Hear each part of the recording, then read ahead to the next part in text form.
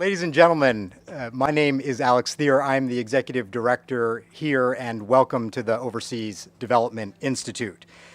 To our Bengali guests, let me wish you a Shubha Boishakh. That's Happy New Year, which was celebrated. So I know it's not a great time for you to be traveling, but nonetheless, we welcome many of our visitors, both from here and abroad, here today. It's my immense pleasure to welcome you all to ODI, and particularly to welcome the Prime Minister of Bangladesh, Sheikh Hasina. We are also honored that she is accompanied by a number of members of her cabinet, as well as other senior officials and the High Commissioner, including the Minister for Foreign Affairs, the State Minister for Women and Children's Affairs, the Minister of State for Foreign Affairs, as well as the High Commissioner, who has worked very closely with us to make this event possible today. So thank you all. Bangladesh has traveled a remarkable journey in the last few decades. Once known for the severity of things like floods and famine, since 1990, over 50 million people in Bangladesh have exited extreme poverty, a reduction in the poverty rate from 44% to 13%. Now, we all agree that 13% is still too many. Nonetheless, it is an extraordinary number of people who have moved up. And indeed, just a few weeks ago in New York, Bangladesh, which is the world's most populous, least developed country, met the 3 criteria to graduate from LDC status for the first time. And this was due not only to the successful growth that Bangladesh has enjoyed, but indeed inclusive growth. So much so that they are the first LDC to meet all 3 of these categories. Maintaining this success will result in graduation in the years to come. But to meet their goals going forward, and indeed to help the whole world meet its sustainable development goals, some big challenges still remain for Bangladesh. Bangladesh's economy must not only continue to grow and diversify, but it must also include those who are still left behind. Social indicators such as gender gaps in the workforce and education, as well as maternal mortality rates and child marriage, still require improvement, and climate risks, as always, loom large for Bangladesh. ODI is proud to have traveled this journey with Bangladesh. Indeed, I was just telling the Prime Minister that shortly after independence, ODI published a report on the economic prospects for Bangladesh by a renowned Cambridge professor of economics, Sir Austin Robinson.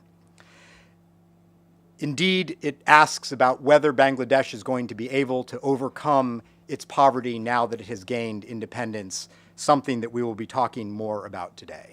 I'm also proud to say that ODI continues its long tradition of working with Bangladesh on a range of issues, including economic progress, including the future of work, especially for women and girls, and a range of humanitarian issues, including the plight of the Rohingya. That is why we are especially delighted to welcome the Prime Minister here, and that she has found time in an incredibly busy schedule during the Commonwealth Summit to join us. The Commonwealth and the Summit are an important matter for ODI because many of the countries that we are partnering with are members of this dynamic group. Indeed, on your chairs, I hope you found copies of a new ODI report which outlines the opportunities for creating jobs, sharing prosperity, and increasing resilience across the Commonwealth. So I ask you to read it, share it, and give it to your favorite political leader, columnist, or commentator this week. In a moment, the Prime Minister will deliver a keynote speech, after which we will engage in a conversation on a range of issues that are key to Bangladesh's development progress. And there will be an opportunity to ask some questions. And finally, I hope that many of you will be able to join us for a reception afterwards. If you are joining us online, we have many hundreds of people outside of this room. You can submit questions that I will see, and hopefully we will be able to get to some of those as well. While I do ask you to please silence your phones, don't turn them off. We'd like you in the room and online to join us in the conversation, and you can tweet using the hashtag ODI Sheikh Hasina. Now, let me properly introduce our keynote speaker. Sheikh Hasina is the Prime Minister of the People's Republic of Bangladesh. She became the president of the Bangladesh Awami League in 1981 while living in exile in India. She first led her party to power in the 1996 general election and became prime minister for the first time.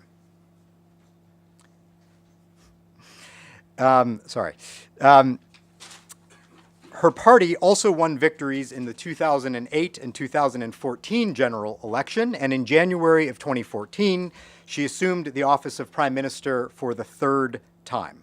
She has won many awards in her time as a leader, including the United Nations Champion of the Earth Award in 2015 for confronting the challenge of climate change at the core of Bangladesh's development agenda.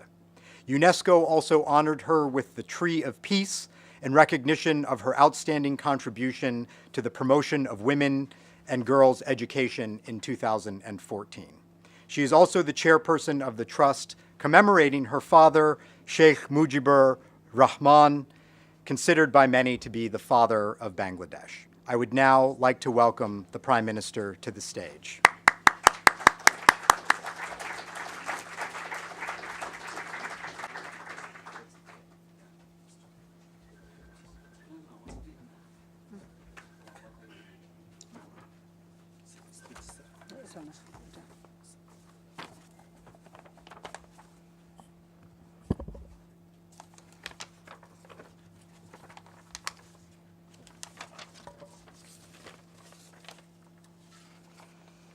Bismillahirrahmanirrahim.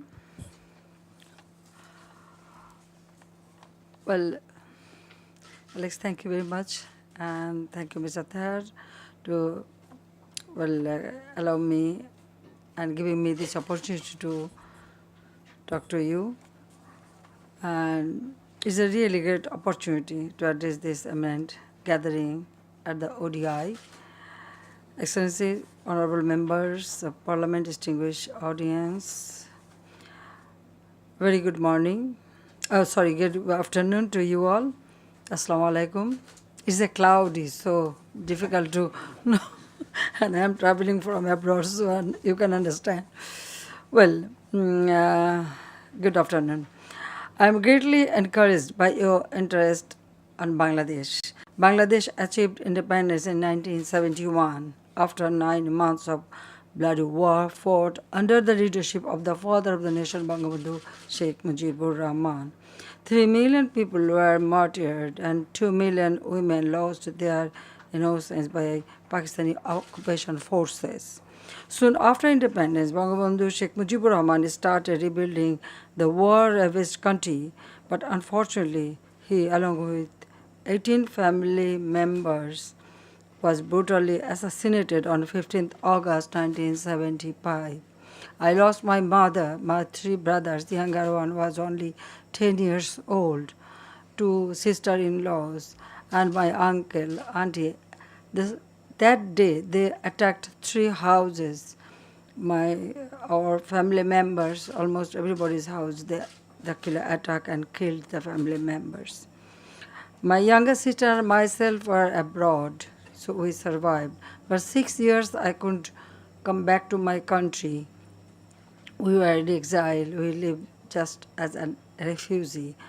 And in 1981, I became, in my exile, my party, Bangladesh Awami League, elected me as a president of the party. Then I returned home. Though the then government tried to prevent me, but because I enjoyed people's support, so I was able to return home. And then I started struggling for democracy and people's well-being.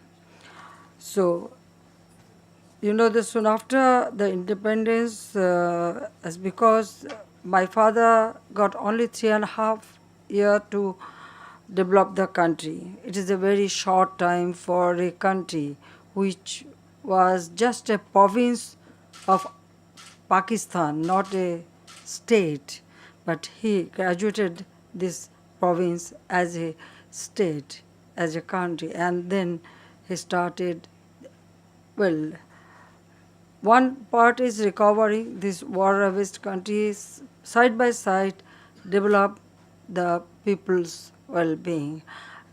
And within 9 months, he presented our constitution, and according to constitution, he started to work for the people. But after assassination, those who occupied the power, they violated the constitution and illegally captured the power. So Bangladesh couldn't make progress because there was no democracy at all. It was a military rule and martial law was imposed, and power was not with the people, it was inside the cantonment. So you can understand the military ruler, when they capture power, for few months they speak very good words, then they forget it. They start working for themselves, and that was the unfortunate thing for our people. So I have started, actually I was in London in 1980. Since then, I started mobilizing the opinion to establish democracy and democratic system for the people. And then 81, when I returned home, I started my struggle. My sister and myself were only the survival, so I devoted myself that I will build up Bangladesh, what my father dreamed for the country, that hunger, poverty, illiteracy, and exploitation-free golden Bangladesh, a developed Bangladesh. This dream has been my government's inspiration all along. Returning home from exile in 1981, as I led the movement to restore democracy and people's right to vote and food, I was targeted time and again. At least 19 attempts were made on my life, and I was interned or arrested several times.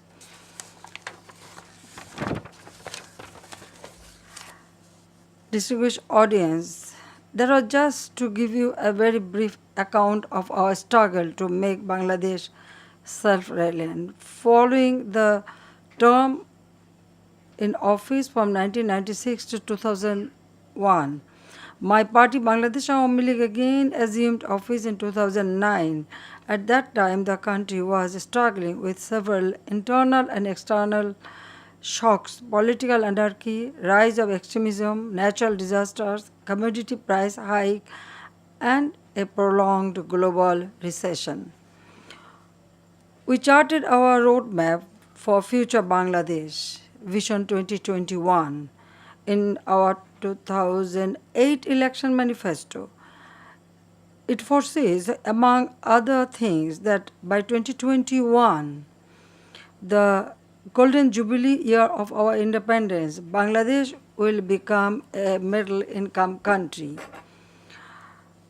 Long, medium, and short-term policies have been crafted to revitalize the economy. We formulated and implemented the sixth five-year plan that laid emphasis on boosting rural economy. Our government also channelized adequate fund for SME to create job opportunities in rural areas. Here I also mention one thing, that 1996, when I formed government, I found that there was no such economic policy at all. Our party, Bangladesh Awami League, we have our different cell, economic cell, social cell, and political cell. So our economic cell was very active, and we had an economic plan and policy. I think Bangladesh is the only political party in Bangladesh Awami League is the only political party. We have always prepared our economic policy if any time we go to power, what to do, how to implement it, and how to ensure that people should get benefit of it. So that's why we have started our work, and we prepared long-term program that like 5 years plan. So fifth 5 years plan was adapted in 1996 to 2001. That time we prepared it, and it was up to 2002, from 1997 to 2002 perhaps. That was 5 years plan. But in 2009, perhaps you have noticed that then we adopted sixth 5-year plan. It means from 2001 to 2000 up to 2008, those who were in power, they had no long-term plan, and they didn't adopt any 5 years plan. It was only ad hoc basis they used to run the country. But country like ours, if you want to develop it, definitely you need long-term program as well as, yes, short-term program too. So we adopted sixth 5-year plan in 2009 when I became Prime Minister second time. So there, as side by side, we had adopted another 10 years long-term program. That means 2010 to 2020, what we will do for our development for long term. And 5 years plan, this is for our 5 years, program. That way we have started developing the country. And also we give importance to one thing, there's a foreign investment and also domestic investment, and we have started to encourage our people, especially our women, entrepreneurship. I wanted to bring our women in the mainstream of our economic activities. That way, like SME foundation we have adopted, that is small, medium, and other industry we can establish. And agriculture sector, because our economy mainly based on agriculture, so we give more importance to our agriculture sector because we wanted to fulfill our food security or need of food. That is very, very important. 1996, that time when we formed government, I found we had food scarcity. It was 40 lakh hole kotho hoy? 4 million. 4 million food deficit. So we took pragmatic program, started supporting our farmer. Bangladesh, very quickly, Bangladesh become self-sufficient in food.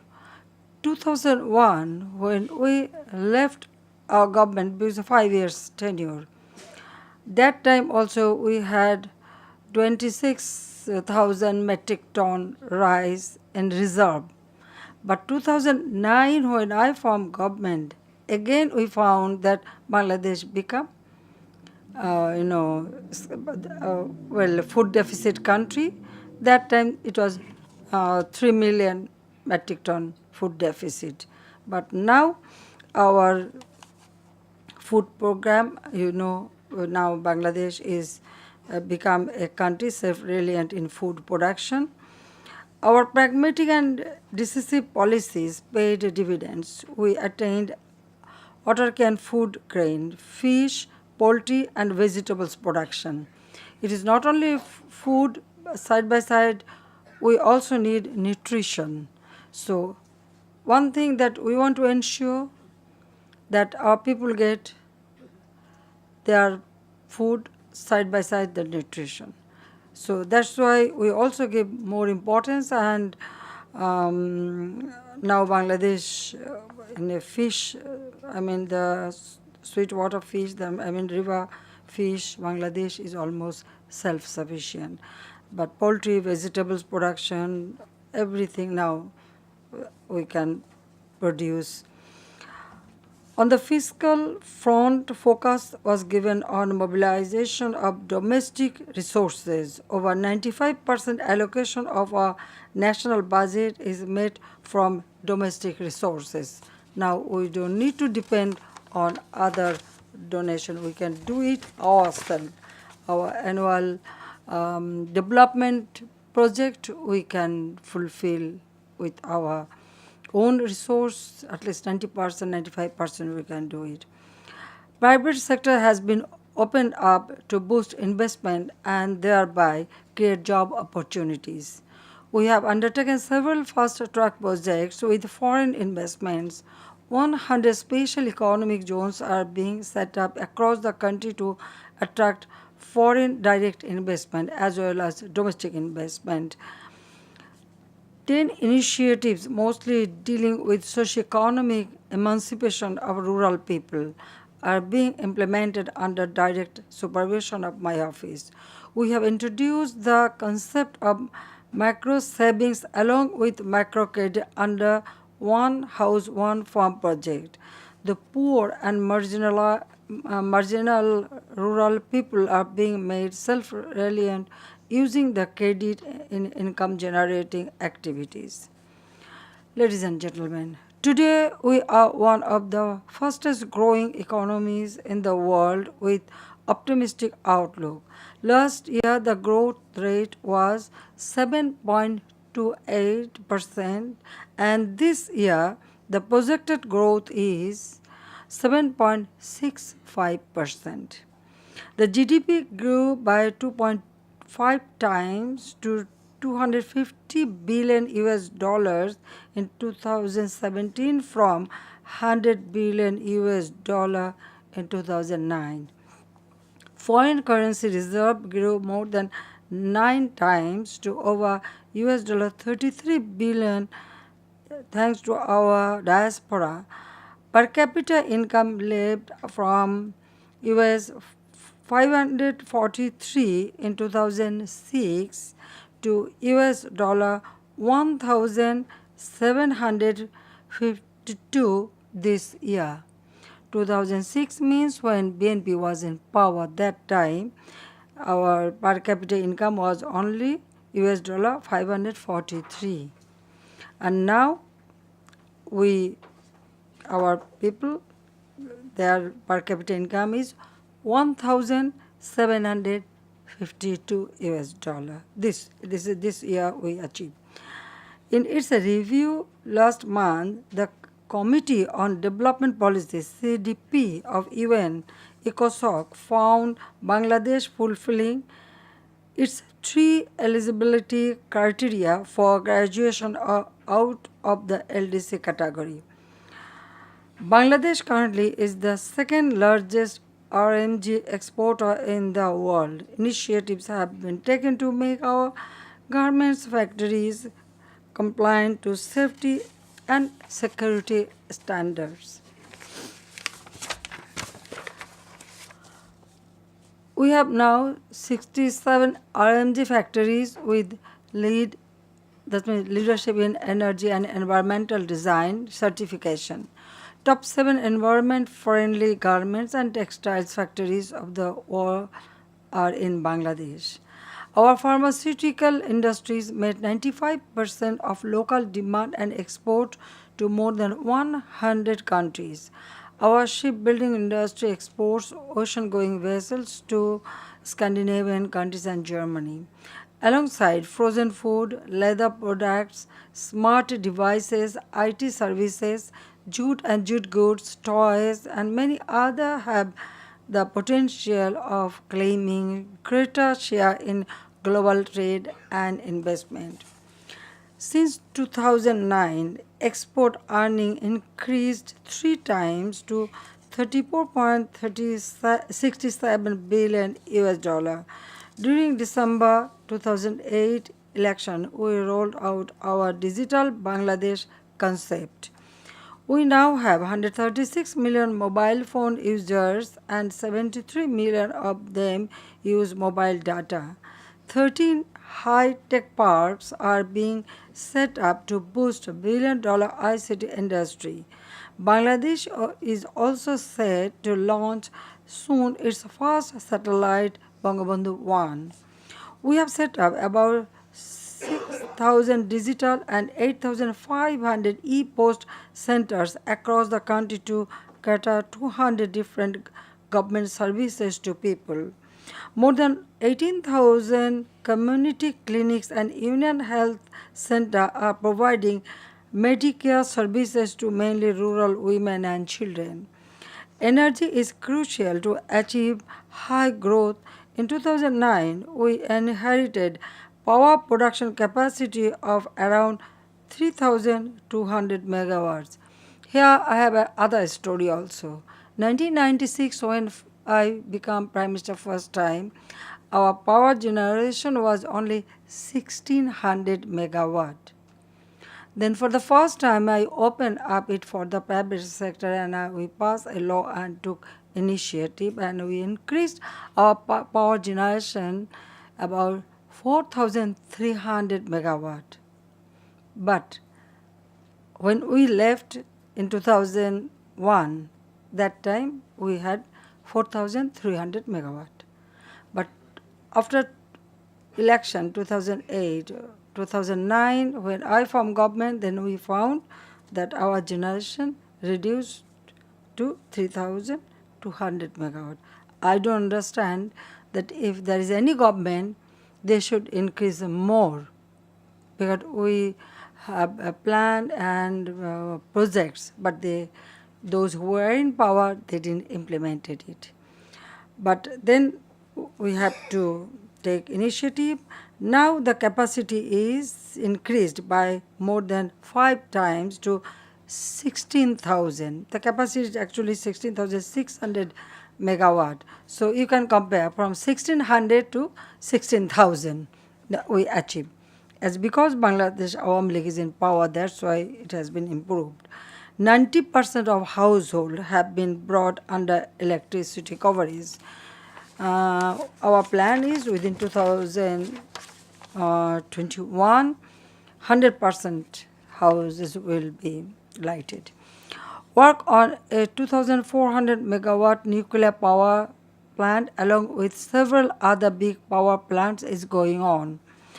The strategic location makes Bangladesh an emerging hub for regional connectivity, foreign investments, and global outsourcing. Work on the 6.15 km Padma multipurpose bridge is progressing with our own resources, which will develop connectivity with second port, Mongla, and southern part of the country.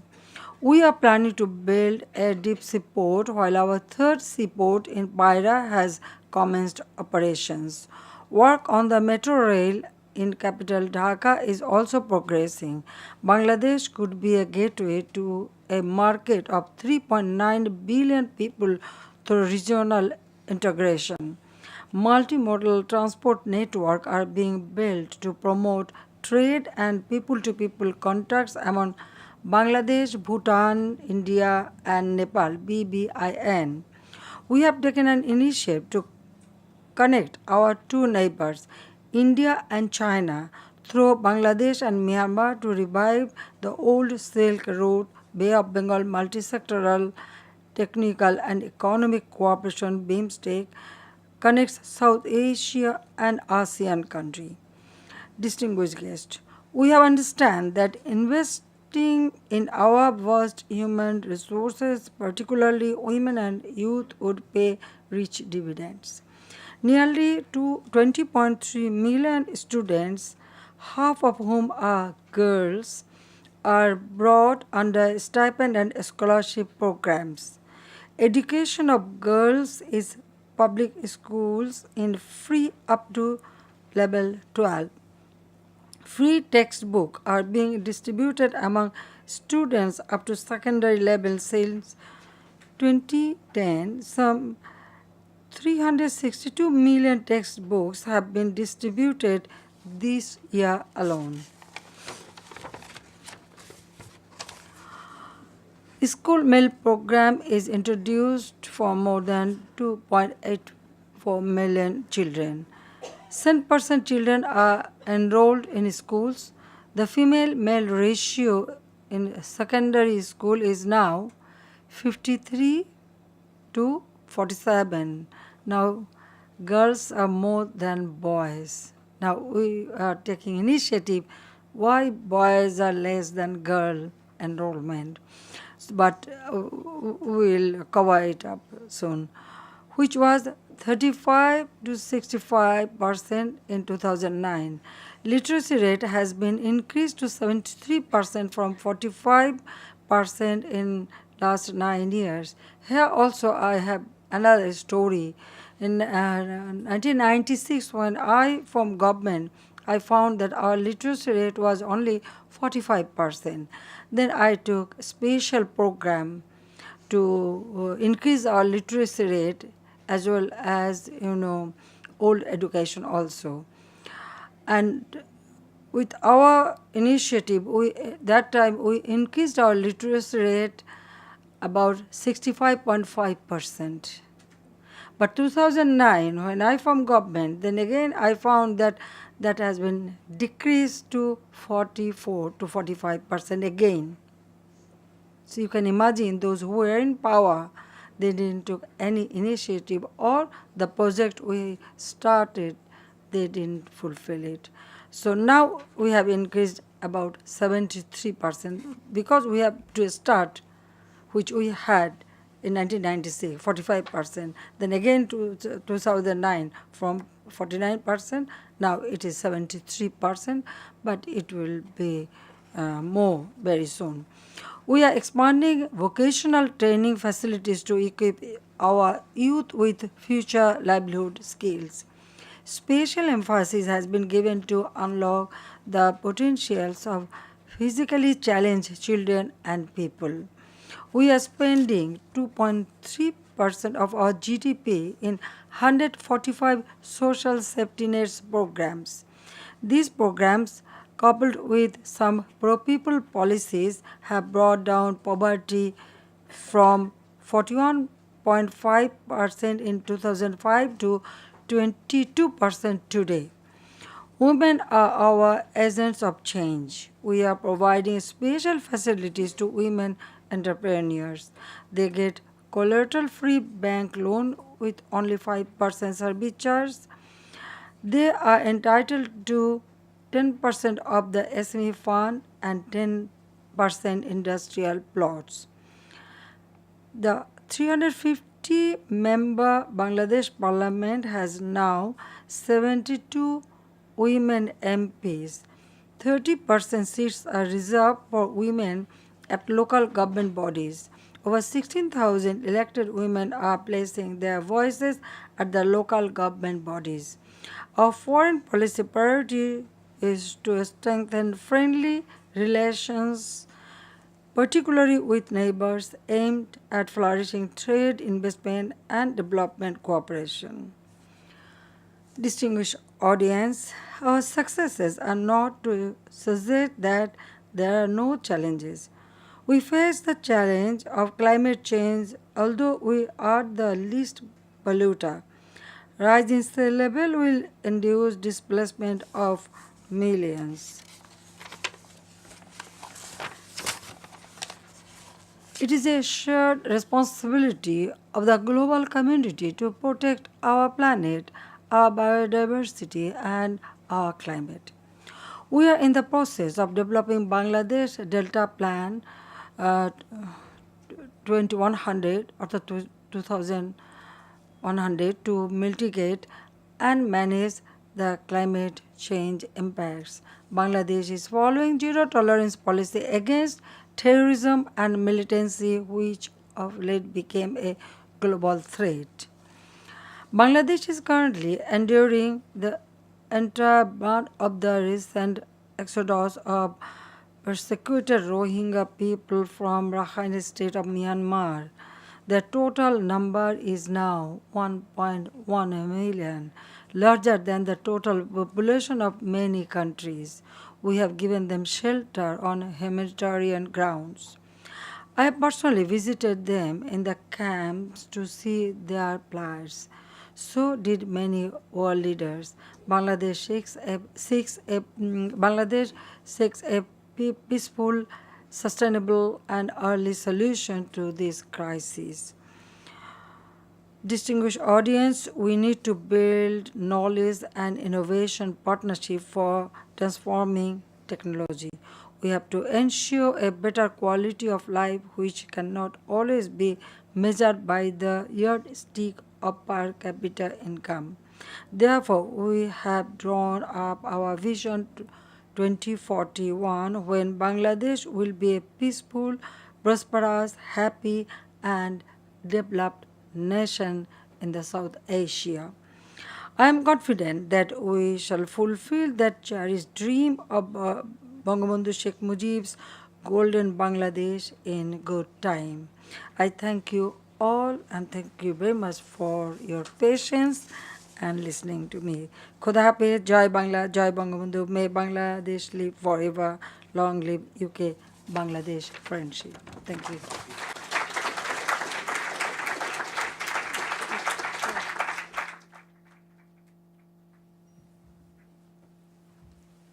Thank you so much, Prime Minister. That was a wonderful tour de force. You covered a lot of different issues. And so I'm going to give you a few questions to follow up on some of the things that we talked about and hopefully have some time to go out to the audience as well. I want to talk about something that you touched on, but just to go a little bit deeper, looking at the future. You have by my reading, 2 million youth entering the job market every year. And that is amidst a time not only of transformation in your own country, but of global transformation, of how production is done and so on. What are your thoughts about how you're going to tackle the challenge of making sure that there is good and decent work for so many people who are coming into the workforce, even as your economy changes? Well, as I told you that already we have taken some steps to create job opportunity, and we are developing our country soon. But this youth force, they are our asset. We are giving them training. Our education policy, we give more importance to vocational training or technical training so that they can get job opportunity home and abroad. We are building ICT parks and also, as I mentioned, 100 special economic zone. There they will get job. And I open up every sector for private group. So private sector is very much vibrant now in our country. So people can get job opportunity very easily. Because you see, I feel that this young generation, they should not be frustrated. And now in Bangladesh, anybody, if they want to work, wish to work, they can do it. And also we have make arrangement, we have established a special bank. From that bank, any youth, they can take at least in our currency 2 lakh taka, that means without any collateral, and they can start a small business. That opportunity is there. Side by side, the private sector. Now, in television in our country in 1996, there was only one television. This is Bangladesh television, as government owned. I opened up for private sector. Now we have already 44 television. Out of that, perhaps 24 or 34 is running. It means the people are getting job opportunity. Then bank, we open up in the private sector, bank, the insurance company. Then now we are producing electricity there.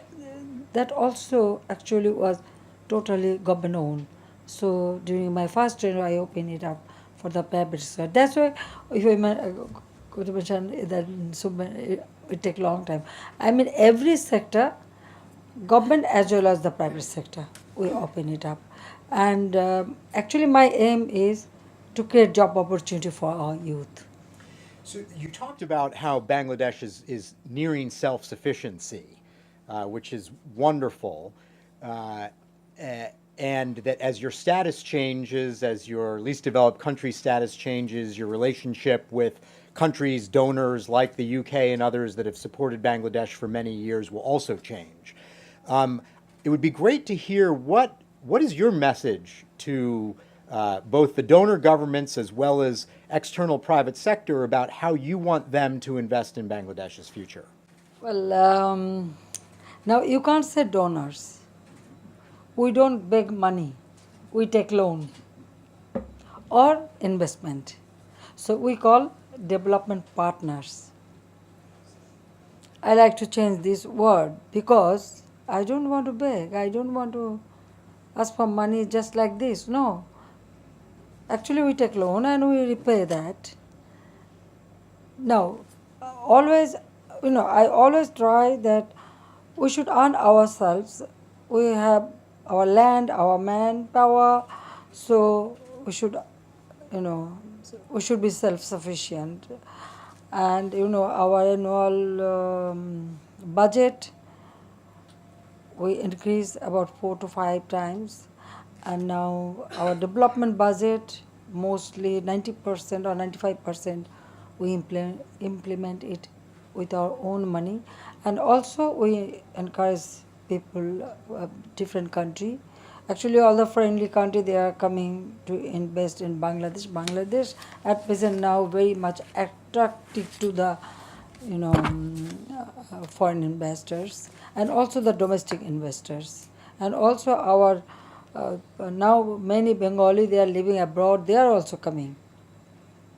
They are coming, so we allow them to set up some private banks, and now they are also coming for investment. We're giving all the opportunity. So one of the things on about I'm not an economist. I studied in literature. one of the things about access to finance, let me bring this together with the discussion about climate and preparedness for climate change. The hard decisions that you have ahead about spending money to both develop the country and develop your energy, but also to protect the country against climate change. Sometimes that requires a different type of finance. People often refer to this as climate finance to help make the investments for the future that are sometimes more difficult or more expensive. Do you feel like Bangladesh is getting enough access to those types of resources so that you can make the decisions that you want to make? Well, you see, after COP15 in Copenhagen, I was there and I was the core committee, the 25 members committee. After attending that,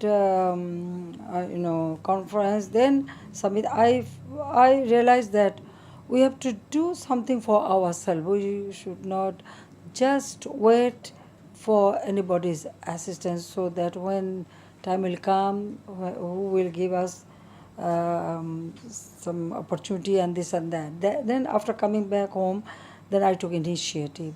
And because we are not amateurs, but the ambition is there, but others are responsible for that, not Bangladesh. But Bangladesh can be affected because of this climate change. So already we allocated money, we set up a fund for mitigation and adaptation program. We also adopted our own program and we started implementing it. But now, yes, we receive very small amount from UK and some European country, but others only we receive the promises, but not practically we receive anything.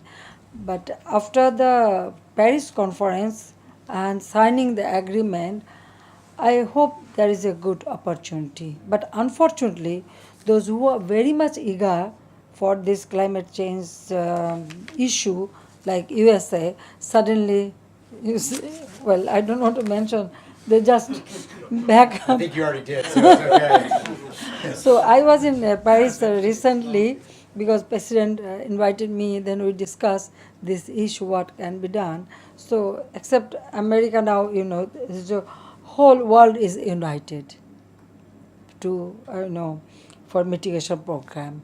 And we, with our own resources, already started in the southern part where our people can be affected.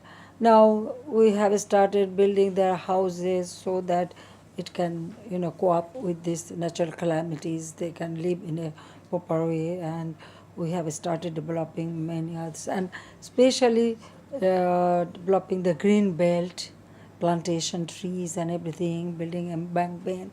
We have started raising our rivers, so that way, we keep it in our mind that anything happen, then our people should not need to migrate from that place. Rather, we can develop those areas so that they can live with it. And for natural calamities, it is natural calamities, and because of our geographical situation, it is very normal. Anytime we may face any natural calamities, but now our people are very much conscious about it.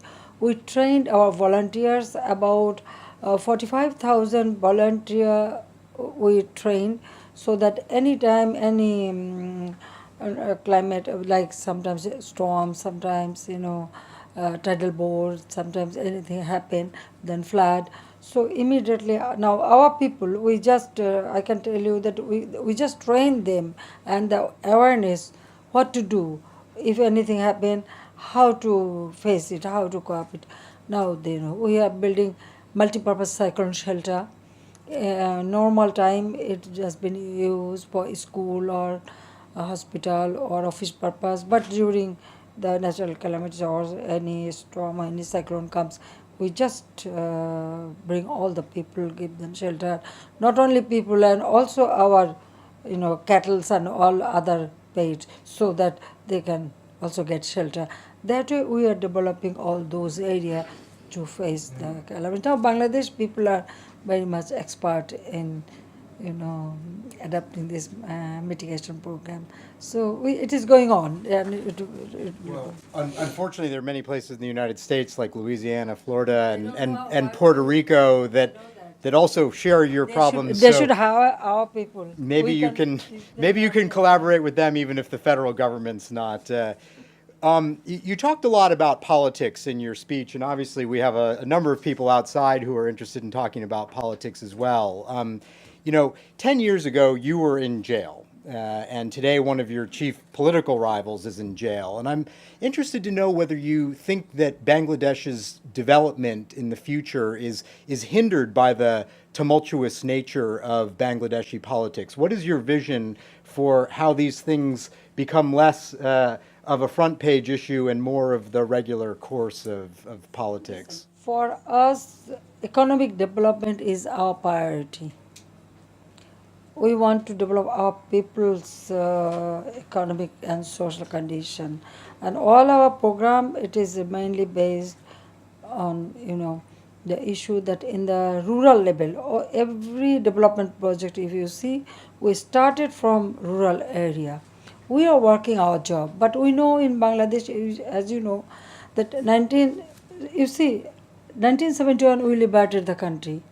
Within only 3.5 years, my father was assassinated, along with all my family members and also the leaders who conducted the liberation war. Since then, the military dictator took up power. Time and again, military or quasi-military ruler ruled the country, and you cannot think that they just capture power. They started torturing the political leaders. They killed so many of the political workers, leaders. Even there were 19 times the coup attempted in Bangladesh from 75 to 82. Now what happened? So many army officials, army soldiers, the freedom fighters been assassinated or killed. That was the situation, and time and again Bangladesh faced this trauma. You see, well, we struggled for democracy, we established democracy. But unfortunately, yes, we brought back democracy, but the democracy, what does it mean? Of the people, by the people, for the people, what Abraham Lincoln said, right? But our country, what happened? I told you before that. I used to say that of the army, by the army, for the general. That was the thing happened in Bangladesh time and again. And that's why the democratic system and democracy could not establish a proper way. But our job is to create awareness to our people. People should know that voting right is their right. It was my slogan. In Bangla, I used to say, Amar vote ami debo, jake khushi dake debo. It means this is my right. My vote is my right. It is my right to adult franchise. So I will cast my vote according to my choice. This was my slogan. I started, all over country I travel and our people. But again, 2007, there was an emergency.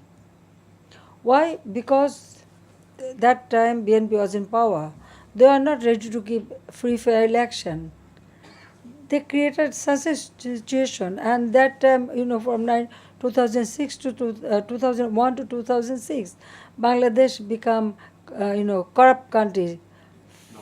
Number one corrupt country 5 times.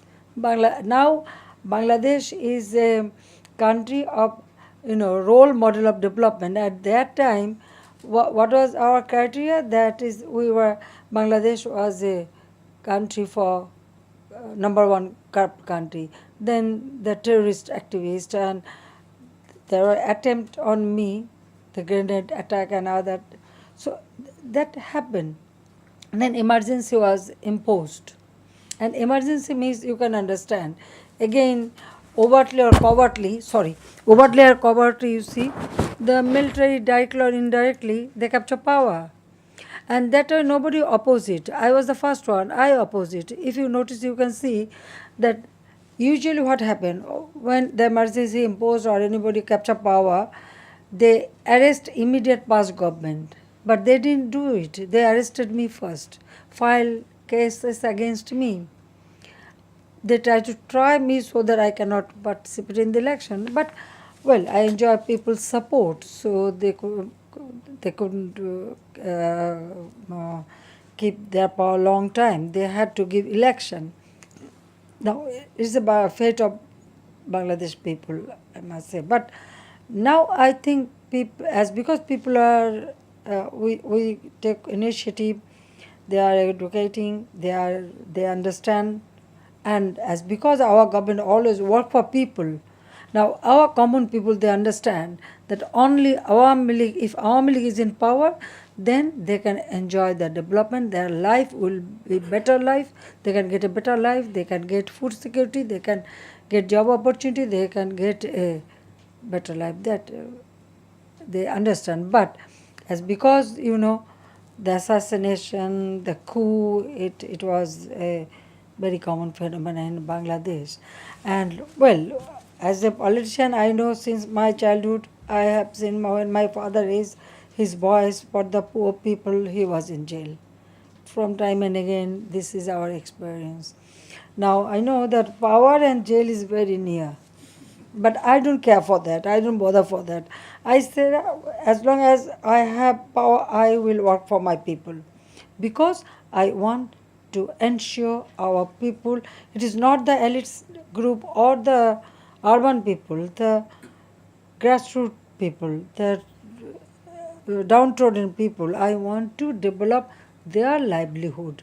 And they are enjoying the fruit of it. So we have a lot of questions online. We have a lot of people in the room. You have a prime minister to meet. So I'm going to go out and try to, if we can take a couple of more minutes. I'm going to go, there's a woman in the far back who has her hand up with a pink scarf. If you wouldn't mind identifying yourself and asking a brief question, thanks. My name is Farzana Rupa. I'm a journalist from Bangladesh. First, I want to salute my Prime Minister because this is the first time in international community my Prime Minister said, we are here not for begging. We are looking for our partner. I respect you. And at the same time, the long story of our struggle we heard here with our pride, fighter attitudes. And when our economy and my country is doing well, in the same time, the international community who used to talk us about our flood, about us bottomless basket.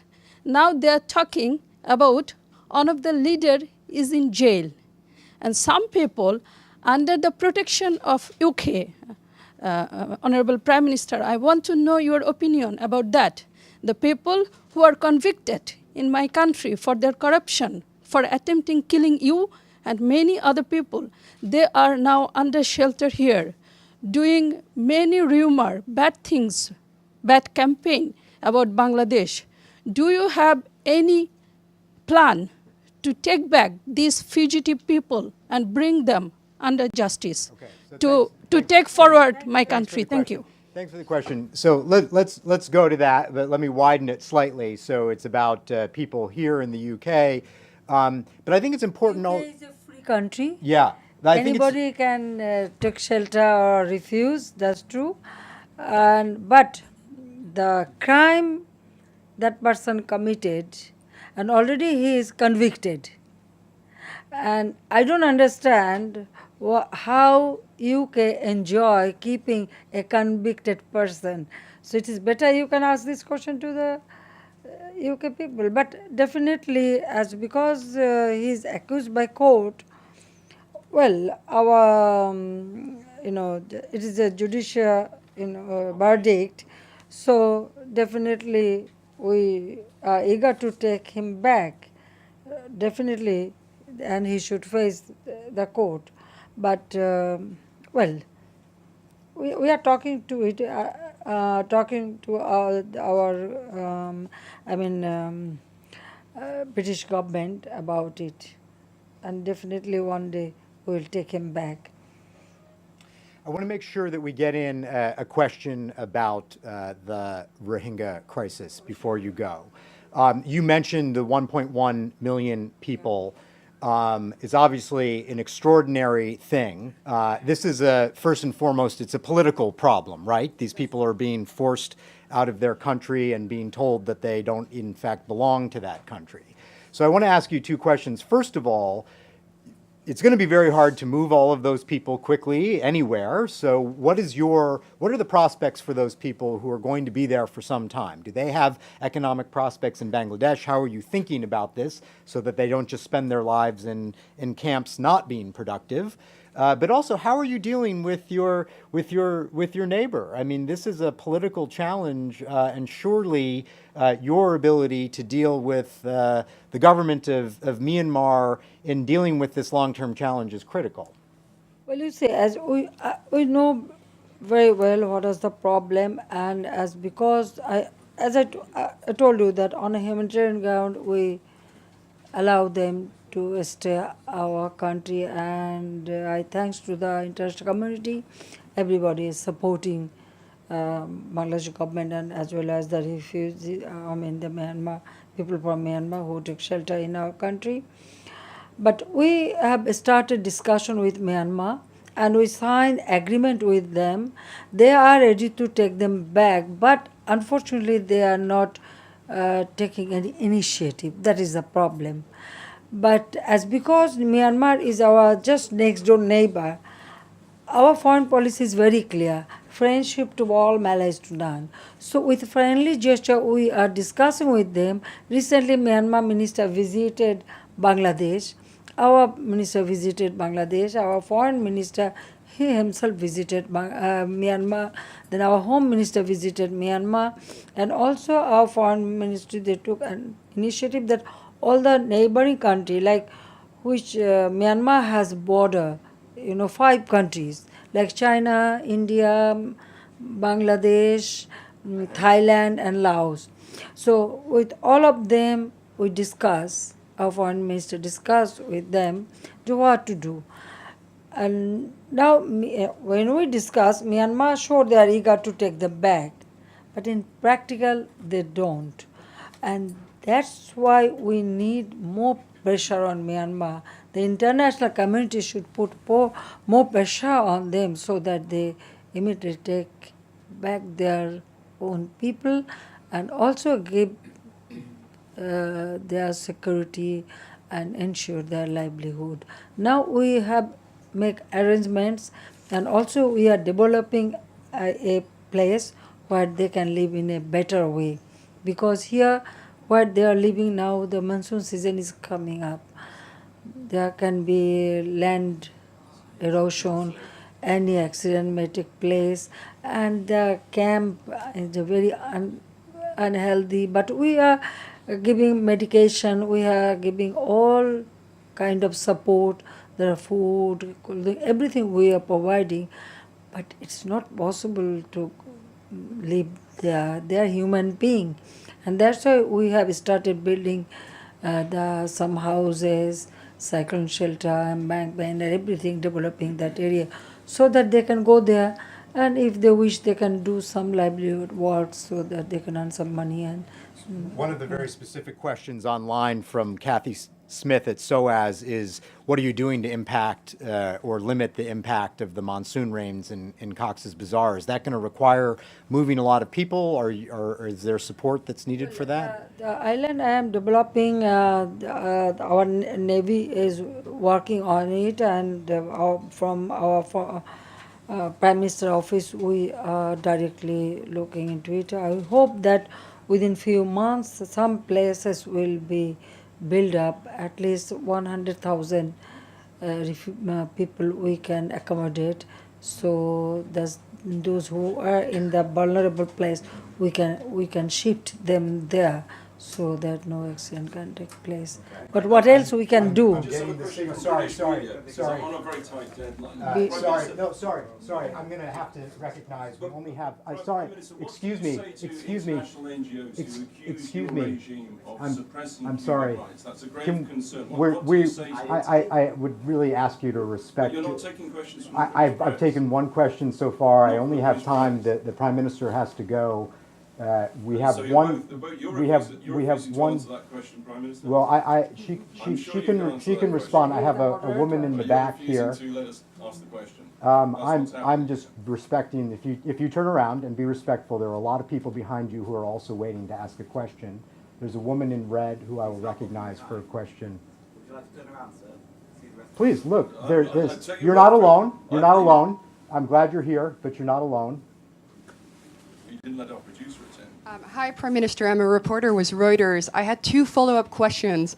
Myanmar said on Saturday that they repatriated the first Rohingya family and that they're working with the Rohingya government. Is that true? Is your government working? Has the repatriation process started? And second, for your plan in terms of to help refugees, is it true that you're planning to put refugees on an island in the Bay of Bengal that's prone to flooding and that AIDS groups are saying might not be safe? Is Bangladesh, Bangladesh itself, always it can be flooding, and it does. When there is a full moon, our Chittagong goes underwater, but we are living on it. But we are preparing a better place for them to live in a better way, at least better than the present condition. Of course, it is better than this, because newly building the houses, cyclone shelter, and everything. And about this, your first question, the family, it was actually not from the camp. There are many refugees, they are staying in the borderline, just Myanmar border, in a 0 point. From there, they took half family, because some of the family members are in the camp, but they took half of the family. Maybe they want to show the world that they are taking them back. It's a good sign.